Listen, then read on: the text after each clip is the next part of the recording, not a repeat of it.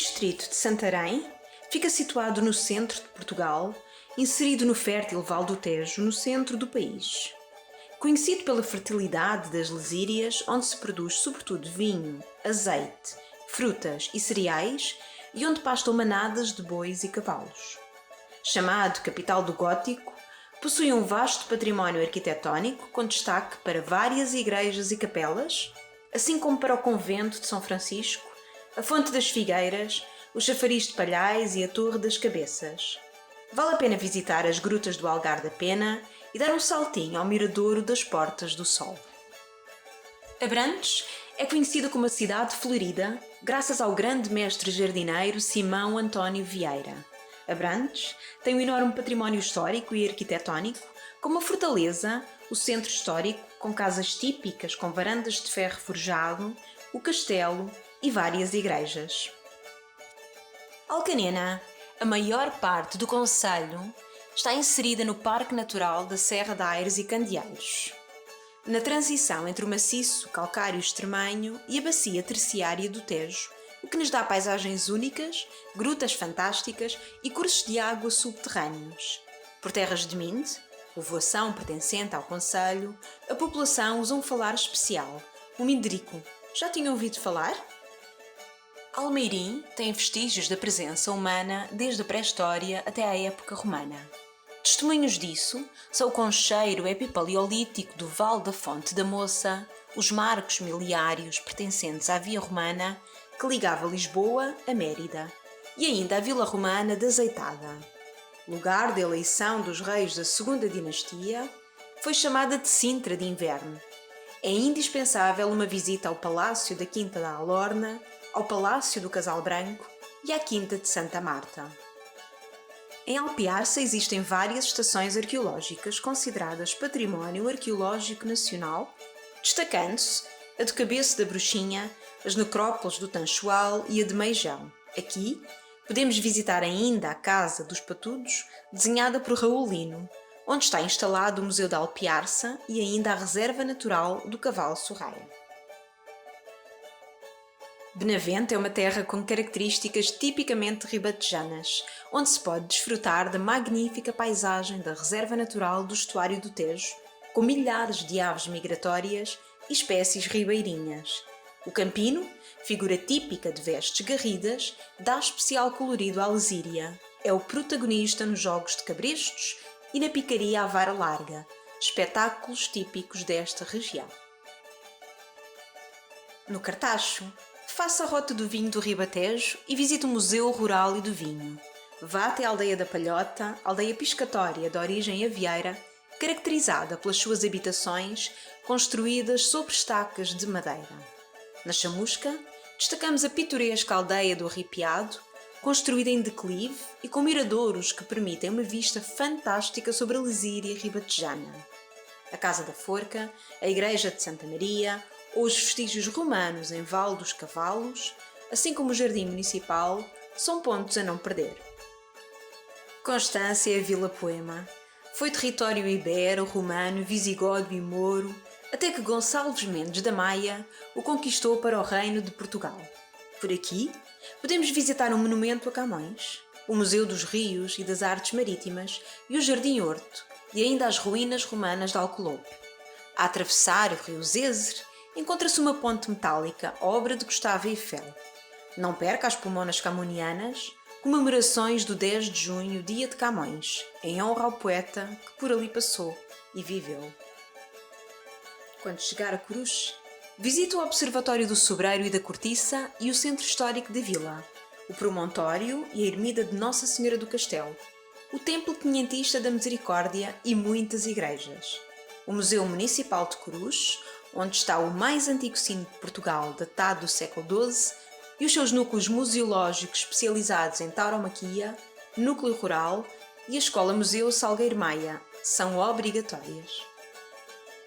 Muita da história do entroncamento está relacionada com os caminhos de ferro, facto que levou à construção do Museu Nacional Ferroviário.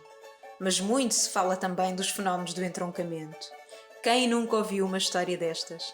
Dizem que a partir da década de 50, o jornalista Eduardo Brito iniciou os relatos sobre o património fantástico de terra, noticiando o seu primeiro fenómeno, um melro branco. Depois disto, foram vários os comerciantes a expor nas suas montras outros fenómenos encontrados, quer pelo tamanho, quer pela forma.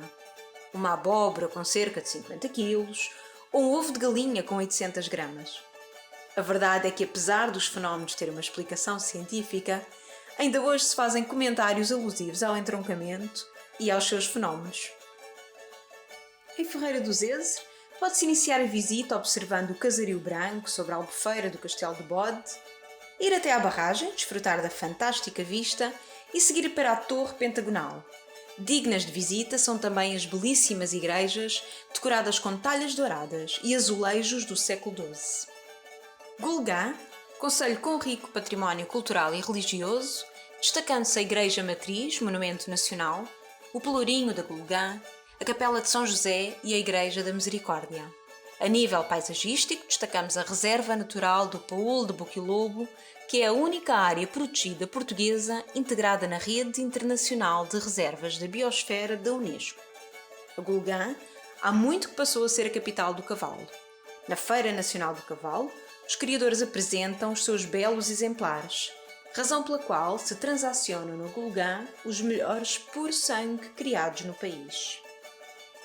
O concelho de Mação é constituído por uma riquíssima zona paleontológica e arqueológica.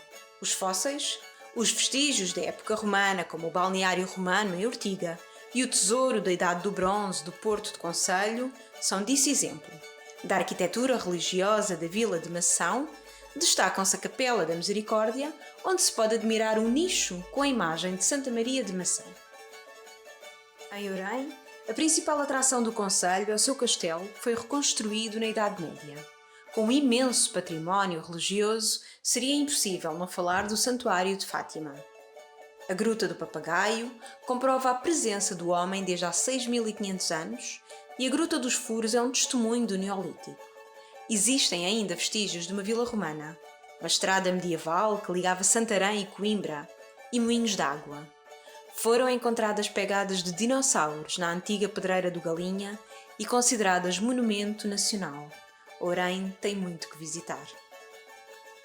As salinas de Rio Maior situam-se no sopé da Serra dos Candeeiros, uma mina de sal-gema atravessada por uma corrente subterrânea que alimenta um poço, faz com que a água dele extraída seja 7 vezes mais salgada que a do mar.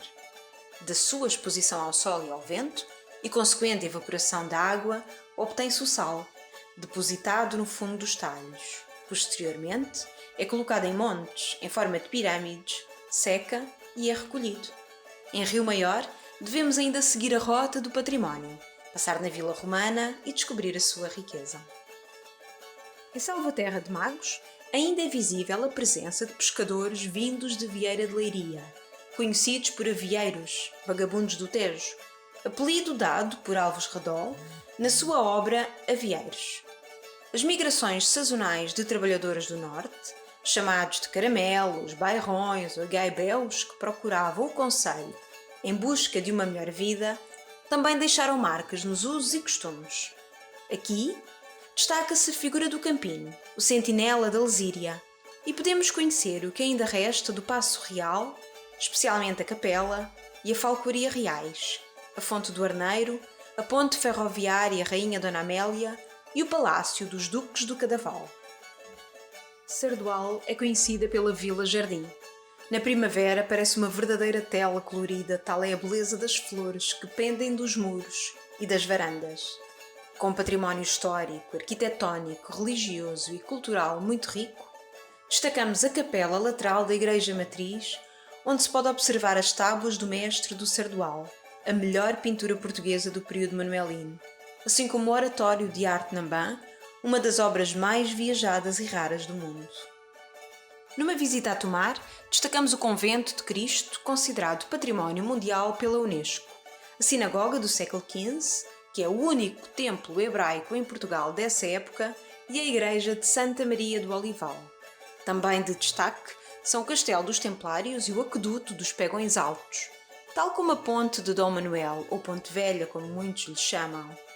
Dos parques e jardins, Destacam-se o Parque de Mouchão, o Jardim da Várzea Pequena e a Mata Nacional dos Sete Montes, numa ilha do Rio Nabão. Em Torres Novas, terra de vasto património, vamos destacar o castelo medieval, as antigas ruínas romanas de Cardílio, as Grutas das Lapas, a reserva natural do Paul do Boquilobo, o conjunto dos Moinhos da Pena, os museus e várias igrejas, todas elas revestidas a azulejo do século XVII.